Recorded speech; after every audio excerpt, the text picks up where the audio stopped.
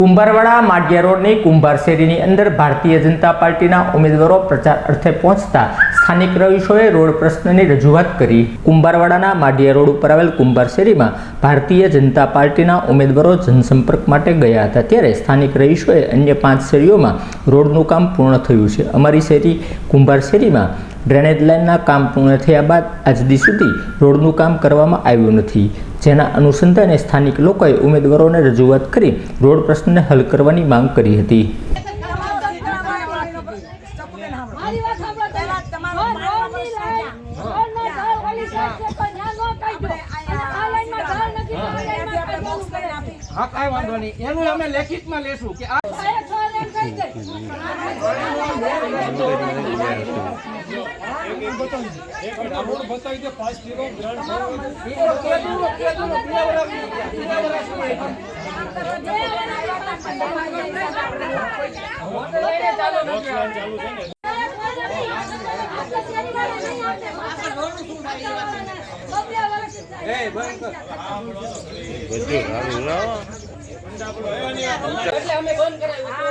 हमारे यहाँ पहला ड्रेनेज लाइन नाखो પછી રોડ ચાલુ કરો। વર્ષ દિવસ પાછો લંબાઈ 3 વર્ષ થઈ ગયા બાકી એક કોર્પોરેટર અહીંયા એક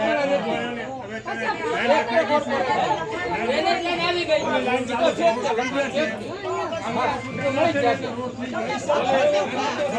તમારો રોડ મંજૂર થયેલો બધો પાછળનો થઈ ગયો થઈ જાય એટલે એકની 7 લાઈનનો થઈ ગયો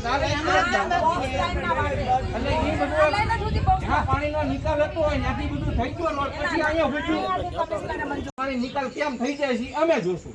હા એટલે આથી આપણે બોક્સ લાઈન મંજૂર થઈ ગઈ ને બેટા બરાબર એનું કામ ચાલુ થઈ ગયું આપણે સમસાને ઈ બોક્સ લાઈન આ કૈલાસવાડીથી સીધી નીકળી અને આપણો જે પાણીનો પ્રશ્ન સોલ્વ થવા માટે આપણે આ રોડ બાકી ઈ બધી વાત સાચી છે પણ અમારો બોલું ઓકે, આપનું નામ પેલા? વસીનાબેન સુલતાનભાઈ કુરેશી। કયો વિસ્તાર છે બેન? કુંભારવાડા માઢિયા રોડ શેરી નંબર 5। શું અત્યારે થયું હતું પ્રશ્ન? હમણાં અમારા ભાજપવાળા આવ્યા હતા પાર્ટીવાળા શું રોડ માટે ઓફર મૂક્યો હોય ને આ છેલ્લા 3 વર્ષથી હેરાન થઈએ છીએ। આજે 6 થી 7 લાઈનમાં રોડ બની ગયેલો છે અમારે, પણ અમારે એક જ લાઈનમાં તકલીફ છે કે કાંઈ રોડમાં કાંઈ ધ્યાન આપતા નથી કાંઈ, એનું અમારે શું કરવું એમ અમારે? આ વિસ્તારમાં જે આ શેરીમાં છે કેટલાક લોકો રહે છે અને કોણ કોણ રહે છે? વધારે અમારે કુંભાર છે, અમારે માટીનું કામ કરે છે અને ખાસ કરીને ચોમાસામાં બહુ તકલીફ રહે અમારે। ખાડા ખડિયા બહુ થઈ જાય, માણસો હાલતા પડી જાય, મારો ઘરવાળો ખુદ બિચારા પડી ગયો હાલતા હાલતા, ખબર છે ને તમને? પૂછવા જોગુબેન ને ખ્યાલ છે।